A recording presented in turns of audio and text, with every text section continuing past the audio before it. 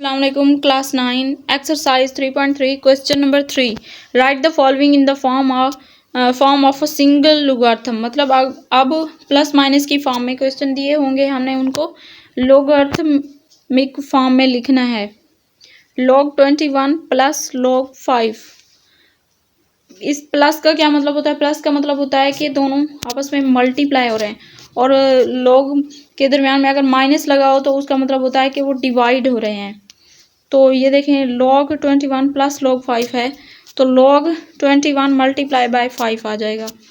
और part number 2 में है log 25 माइनस 2 log 3। इसका क्या मतलब है?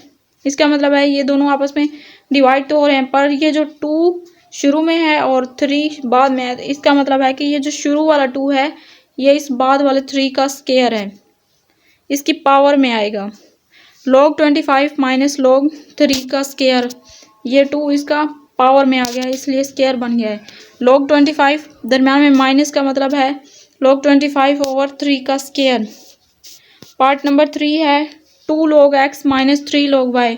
इसको हम इस तरह लिखेंगे, ये जो शुरू वाला 2 है इस पावर x की स्क्वायर बन जाएगा, मतलब x की पावर में आ जाएगा।